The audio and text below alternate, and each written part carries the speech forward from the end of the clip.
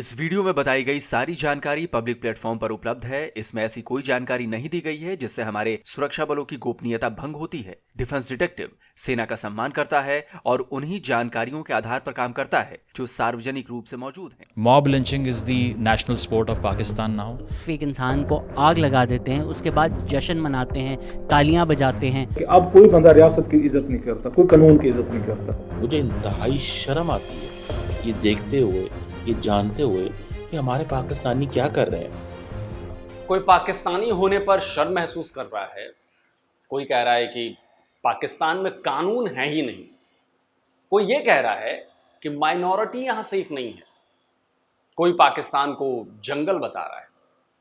असल में पाकिस्तान जंगल नहीं है, पाकिस्तान है नर्क। नर्क यानी दोज़ख, और यहां रहने वाले बनते जा रहे हैं उस दोज़ख के शैतान। नमस्कार दोस्तों, डिफेंस डिटेक्टिव के एक और नए एपिसोड में आप सभी का स्वागत है। मैं हूं आलोक। तो दोस्तों, आज के इस वीडियो में मैं बात कर रहा हूं पाकिस्तान की। पाकिस्तान में हुई एक खौफनाक वारदात ने दुनिया को झकझोर दिया है। पाकिस्तान का नाम लेते ही रोंगटे खड़े हो रहे हैं। पाकिस्तान का नाम लेते ही वहां की हैवानियत की खबरें बिजली की तरह कौंधने लगती हैं। एक बार फिर पाकिस्तान ने यह साबित कर दिया है कि वो एक वहशी समाज वाला देश है, जहां इंसानियत का कोई मोल नहीं है और जहां पर आदमखोर बसते हैं। यह खबर नहीं है, चेतावनी है, खतरे का सिग्नल है। चेतावनी इस बात की कि अगर आप पाकिस्तान में हैं तो आपको कभी भी कहीं भी कोई भी ब्लशफेमी के नाम पर जिंदा जला सकता है। वो लोग जिन्हें आपने कभी देखा ना हो, जिन्हें आप जानते ना हो, वो लोग आपको पीट पीट कर मार डालेंगे। ये चेतावनी पाकिस्तान घूमने आने वाले टूरिस्ट के लिए भी है कि पाकिस्तान का टूर उनके लिए हॉरर न बन जाए, क्योंकि पाकिस्तान की जिस खौफनाक वारदात की हम बात कर रहे हैं वो एक टूरिस्ट के साथ हुई है। अब हुआ ये कि पाकिस्तान के पंजाब से बकरीद के मौके पर एक शख्स स्वात घूमने गया। बताया जा रहा है कि वहां किसी दुकानदार से उसकी किसी बात को लेकर बहस हो गई, लड़ाई हो गई।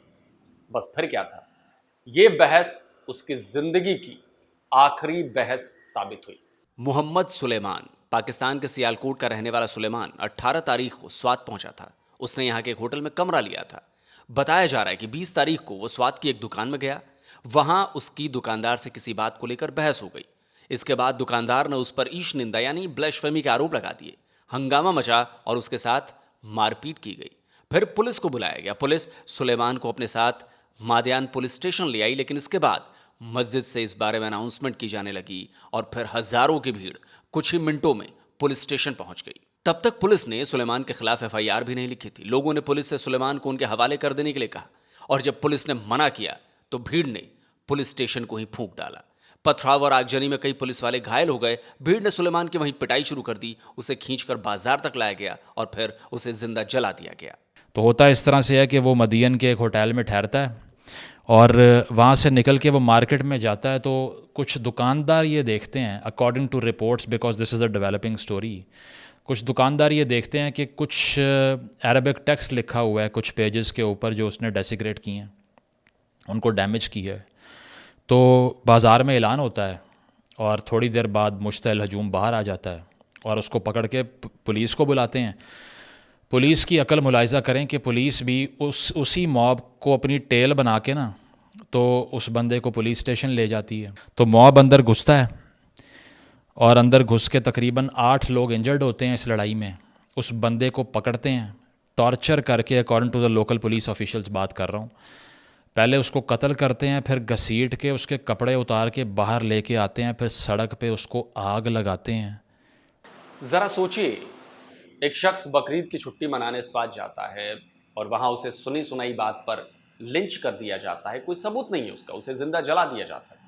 और सबसे खौफनाक बात यह कि जब उसे जलाया जा रहा था तो वहां मौजूद लोग जश्न मना रहे थे। तो कैसा पाकिस्तान है भाई। इस दिल दहला देने वाली वारदात के सैकड़ों वीडियो और तस्वीरें सोशल मीडिया पर वायरल हैं, लेकिन मैं उन्हें दिखा नहीं सकता। लेकिन यकीन मानिए, उसे देखकर आपका कलेजा कांप उठेगा। वहां आपको जश्न मनाते कई लोग भी नजर आएंगे।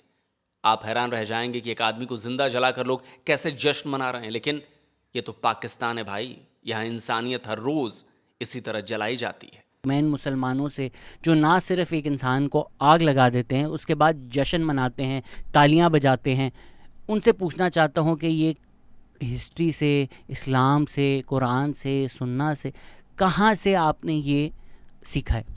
मुझे तो कोई वाक़या नहीं नज़र आता मक्का में, मदीना में कि सहाबा कराम इकट्ठा हुए हों, किसी को जला दिया हो और फिर नारे मारे हों। तो ये इस्लाम में तो नहीं है वाक़ये, तो ये पाकिस्तान में क्यों है? पुलिस ने खौफनाक वारदात की एफआईआर दर्ज कर जांच शुरू कर दी है, लेकिन इसमें भी एक हैरान करने वाली बात सामने आ रही है। पुलिस का दावा है कि सुलेमान होटल के जिस कमरे में ठहरा था, वहां कई आपत्तिजनक चीजें बरामद की गई हैं। है ना गजब की बात? एक आदमी सियालकोट से स्वात आएगा ब्लैस्फेमी करने के लिए। मतलब इतना भी कोई बेवकूफ़ आदमी नहीं है, स्पेशली रिलीजियस माइनॉरिटीज़, कि वो पाकिस्तान जैसे मुल्क में जाकर पब्लिकली बेहुरमती करें। मतलब डेथ विश ही है, अगर किसी को चाहते हैं कि कोई मुझे जला दे तो ही वो ये कर सकता है। नॉर्मली कोई इंसान नहीं पाकिस्तान में सोच सकता करने का। लेकिन you want to justify mob violence in somewhere in your heart. This is good for you, this is the Pakistan that you want, and you think कि नहीं नहीं हम हमेशा जलाने वालों में होंगे, हम जलने वालों में थोड़ी होंगे, इसलिए आप इसको सेलिब्रेट कर रहे होते। लेकिन ये तो पाकिस्तान है, यहां तर्क के लिए कोई जगह नहीं है। इस वाकये का खौफ देखिए कि स्वात में सुलेमान की बेरहमी से हत्या कर दी जाती है और पंजाब के सियालकोट में रहने वाली उसकी मां ये बयान देती है कि उसका सुलेमान से कोई संबंध नहीं है। ਜਿਹੜੇ ਨੇ ਉਹ 30 ਸਾਲ ਹੋਏ ਫੋਤ ਹੋ ਗਏ। ਇਹ ਬਾਹਰ ਸੀ, ਉੱਥੇ ਗਿਆ ਹੋਇਆ, ਫਿਰ ਇੱਥੇ ਪਾਕਿਸਤਾਨ ਆਇਆ, ਇਹਦੀ ਸ਼ਾਦੀ ਕੀਤੀ, ਫਿਰ ਇਹ ਲੜਾਈ ਝਗੜੇ ਸਾਡੇ ਨਾਲ ਕਰਦਾ ਰਿਹਾ ਤੇ ਇੱਥੋਂ ਟੁਰ ਗਿਆ। ਹੁਣ 1.5 ਸਾਲ ਹੋ ਗਿਆ ਉਹਨੂੰ, ਅਸੀਂ ਹੁਣ ਆਪ ਘਰ ਛੜਿਆ, ਮੇਰਾ ਉਹਦੇ ਨਾਲ ਕੋਈ ਤਲਕ नहीं। तो आप सोच सकते हैं कि पुलिस इस मामले में कौन सी जांच और कौन सी कार्रवाई करने वाली है। और ब्लैस्फेमी के नाम पर पाकिस्तान में लिंचिंग का न ये कोई पहला मामला है और ना ही ये आखिरी है। लिंचिंग पाकिस्तान की सोसाइटी का हिस्सा बन चुका है। ऐसा लगता है कि पाकिस्तान में ना कोई कानून है, ना नियम है, ना पुलिस है, ना कोर्ट है, यहां तक कि सरकार भी नहीं है। अभी एक महीना भी नहीं बीता है, 25 मई 2024 को सरगोदा की मुजाहिद कॉलोनी में क्रिश्चियन परिवार पर इसी तरह भीड़ ने हमला बोल दिया था। उन पर भी आरोप ब्लैस्फेमी का लगाया गया था। उनकी फैक्ट्री जला दी गई थी, घर में तोड़फोड़ की गई थी। हमले में बुरी तरह से घायल उस बुजुर्ग की इलाज के दौरान मौत हो गई थी। पाकिस्तानी अखबार द एक्सप्रेस ट्रिब्यून के मुताबिक इस साल मार्च तक पाकिस्तान में माइनॉरिटीज पर हमले के 193 केसेस सामने आ चुके हैं। लेकिन स्वात में मारा गया सुलेमान तो अल्पसंख्यक भी नहीं था। वैसे लाहौर में अरबिक स्क्रिप्ट वाली ड्रेस पहनने वाली महिला भी माइनॉरिटी नहीं थी, वो मुस्लिम ही थी और वो भी लिंच होते होते बची थी। तमाम पाकिस्तानियों को मुबारकबाद कि अब जो मॉब लिंचिंग हम 3 महीने बाद करते थे, अब महीने में 2 कर रहे हैं, 3 कर रहे हैं, 4 कर रहे हैं, तो प्रोग्रेस माशाल्लाह बहुत अच्छी है। सियालकोट में श्रीलंकन मैनेजर को लिंच किया गया था क्योंकि उसने एक स्टिकर उतारा था जिस पे कोई टेक्स्ट लिखा हुआ था जो उसको पढ़ना भी नहीं था आता।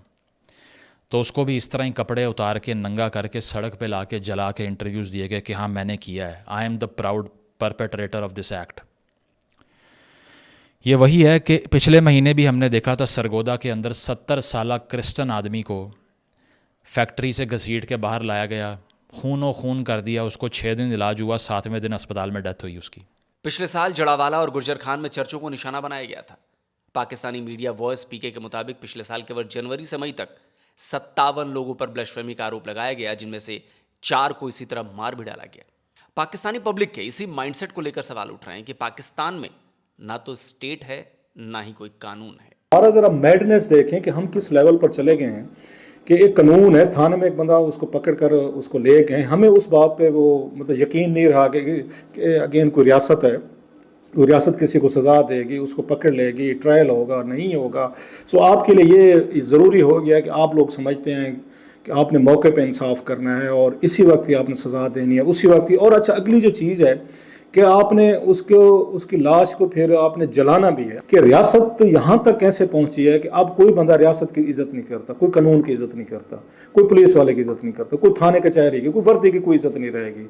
मतलब हम यहाँ तक कैसे पहुँचे हैं।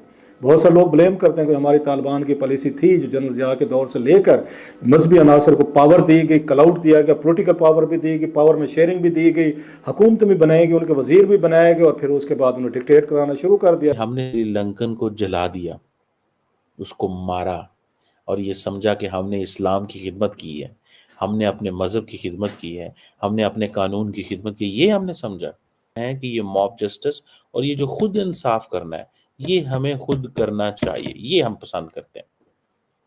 ये एक, जिसे वो कहते हैं ना, पागलपन है हमारा कि हम ये समझते हैं कि हम जो है वो ये करेंगे। थोड़ा अर्सा पहले अगर आपको याद हो, जड़ावाला के अंदर हमारे कुछ पाकिस्तानी भाइयों ने ईसाइयों के कई घर जला दिए। यह हाल तब है जबकि पाकिस्तान में ब्लशफेमी को लेकर बहुत सख्त कानून बनाया गया है। इसी साल मार्च में पंजाब की कोर्ट ने 17 साल के एक लड़के को ब्लशफेमी के आरोप में सजाए मौत सुनाई थी। ह्यूमन राइट वॉच के एसोसिएट एशिया डायरेक्टर ने लिखा था कि पाकिस्तान का यह ब्लशफेमी कानून सोशल मीडिया के जरिए युवाओं को निशाना बना रहा है। उन्होंने यह भी बताया था कि 22 लोगों को इसमें मौत की सजा सुनाई गई है, जिसमें कई स्टूडेंट्स भी हैं। Centre for research and security studies ने पाकिस्तान में 1947 से 2021 तक के ब्लशफेमी के मामलों पर एक रिपोर्ट तैयार की थी। इस रिपोर्ट में बताया गया है कि साल 2021 तक 1500 लोगों पर ब्लशफेमी के आरोप लगाए गए, जिनमें से 89 की हत्या कर दी गई। रिपोर्ट में लिखा है कि असल में ये नंबर और ज्यादा हो सकते हैं। इसमें चौंकाने वाली बात एक और है। ये रिपोर्ट बताती है कि पाकिस्तान में ब्लशफेमी को लेकर होने वाले बवाल का एपिक सेंटर पंजाब का इलाका है। इसके बाद सिंध, इस्लामाबाद, खैबर पख्तूनख्वा और फिर बलूचिस्तान आते हैं। Pakistani YouTube channel the Pakistan experience के शहजाद शेख ने भी एक ऐसा ही डेटा पोस्ट किया है। इनके मुताबिक पाकिस्तान के 80% ब्लशफेमी के मामले केवल 5% डिस्ट्रिक्ट में ही होते हैं। ये जिले नॉर्थ पंजाब और सिंध में हैं। अब एक और बात बताता हूं दोस्तों, पाकिस्तान अपने यहां होने वाली इस तरह की हर वारदात को जस्टिफाई करने की कोशिश करता है। इस बार स्वात में इस लिंचिंग के बाद यह नैरेटिव सेट किया जाने लगा कि पाकिस्तान के टूरिज्म को चोट पहुंचाने के लिए साजिश रची गई है। यह साजिश है। जब वहाँ पे इंडिया में कोई हो जाए तो हमारे यहाँ बड़ा रोला पड़ जाता है। देखें जी कि वहाँ पे क्या कुछ हो रहा है और गलत हो रहा है, ये मतलब ज्यादतियाँ हो रही है, मिनॉरिटीज़ के साथ हो रही है। अपने यहाँ हम जो कुछ कर रहे होते हैं इसको हम जस्टिफाई कर रहे होते हैं और इसके लिए हमारे पास बहुत सारी रीजनिंग भी होती है, लॉजिक्स भी होती हैं। क्या जो कुछ वहाँ पे हुआ है ये कोई बाहर के लोगों ने आके किया है, कोई बाहर के लोगों ने उनको इकट्ठा किया? ये एक दूसरे को जानते हैं सारे, जैसे वो लोग वहाँ पर इकट्ठे हुए थे। न्यू इट के ये कौन कौन कहाँ से है, किधर से, सारे वही लोग थे। साजिश किसने करनी थी? टूरिस्ट हम बातें करते हैं, पाकिस्तान में टूरिज़्म होना चाहिए। वो गए जी टूरिज़्म के लिए सवात, वहाँ उनकी अनबन हो गई। ऑब्वियसली अभी क्लैरिटी नहीं है कि एग्जैक्टली क्या हुआ। जो खबर अभी आ रही है कि एक दुकान वाले से उनकी मुंहमारी हो गई थी। दुकान वाले ने बोला इन्होंने ब्लास्फेमी की है, बस मॉब इकट्ठा हो गया और उनको लिंच कर दिया। You burned this person to death. आपको पता है कि दुनिया में 57 मुस्लिम देश हैं। सऊदी अरब में तो इस्लाम का जन्म हुआ, लेकिन आपने कभी वहाँ ब्लशफेमी को लेकर इस तरह की लिंचिंग की वारदातों के बारे में सुना है? शायद नहीं सुना। तो सवाल उठता है कि पाकिस्तान के लोग आदमखोर कैसे हो गए? कैसे वो बिना सोचे समझे ब्लशफेमी के नाम पर किसी की जान लेने से भी हिचक नहीं रहे? और सबसे बड़ी बात कि पाकिस्तान की सरकार क्या कर रही है? असल में पाकिस्तान की सरकार पहले ही इन कट्टरपंथियों के सामने सरेंडर कर चुकी है। जियाउल हक ने कट्टरपंथियों को खुश करने के लिए ऐसे ही कदम उठाए थे। अब पाकिस्तान में तहरीके लब्बैक पाकिस्तान, उसका असर तेजी से बढ़ रहा है। जाहिर है इस कट्टरपंथी संगठन का जब दायरा बढ़ेगा तो लोग और ज़्यादा रेडिकलाइज्ड होंगे, और ज़्यादा लोग रेडिकल हो जाएंगे और ब्लशफेमी और लिंचिंग के वाक़े और ज़्यादा सामने आएंगे। पाकिस्तान के लोगों की जाहिलियत भी इसके पीछे एक बहुत बड़ी वजह है। इसे पाकिस्तान के लोगों को तो भुगतना ही पड़ेगा, लेकिन काम के सिलसिले में पाकिस्तान जाने वाले या पाकिस्तान टूरिज़्म के लिए, घूमने के लिए जो पाकिस्तान जाते हैं, वो उन लोगों को मेरी इतनी सलाह है कि भाई वो पाकिस्तान जाने से पहले 1000 बार नहीं, 100 बार नहीं, 1000 बार नहीं, लाख बार सोचें। क्योंकि अगर एक बार किसी ने भी उन पर ब्लशफेमी के आरोप लगा दिए तो आपको बचाने के लिए ना तो शहबाज शरीफ आएंगे, ना ही असीम मुनीर आएंगे, ना उनकी पुलिस आएगी, ना कोई नहीं आएगा। भाई देखा ना आपने कैसे पाकिस्तान में उस श्रीलंकाई मैनेजर की हत्या की गई थी, ऐसे ही लिंचिंग की गई थी, जला दिया गया था उसे भी जिंदा। चाइनीज ऑफिशियल्स पर ब्लशफेमी के आरोप लगाए गए थे।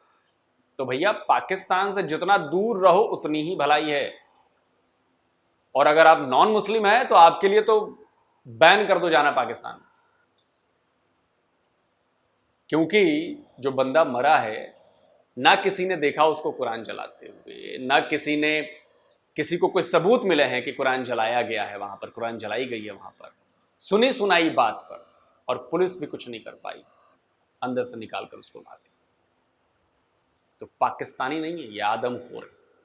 और इन आदमखोरों को दूर ही रखो भैया, इनसे कोई यारी दोस्ती नहीं, कोई अमन की आशा नहीं। अब समझ रहे हैं मैं क्यों कहता हूं, या हमारे जैसे कई लोग कहते हैं कि पाकिस्तान से अमन की आशा नहीं करनी है? क्योंकि पाकिस्तान की जो सोसाइटी है, जो लोग हैं, वो हाईली रेडिकलाइज्ड हैं। आपको मौका भी नहीं देंगे कि भैया बताओ तो सही कि मेरा जुर्म क्या है, अगर आपने उनके किसी फायदे में टांग अड़ा दिया है।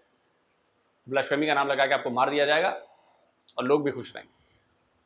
तो दोस्तों कमेंट करके ज़रूर बताएं कि आपकी अपनी राय क्या है इस पूरे मामले पर, और जिन लोगों ने डिफेंस डिटेक्टिव को अभी तक सब्सक्राइब नहीं किया है तो भाई चैनल को सब्सक्राइब करिए। आपसे अनुरोध है कि वो बेल आइकन ज़रूर दबाइएगा, जिससे हमारे द्वारा अपलोड किए गए हर वीडियो की जानकारी आप तक फौरन पहुंच जाए। जल्द मिलता हूं एक और नए वीडियो के साथ। नमस्कार, जय हिंद।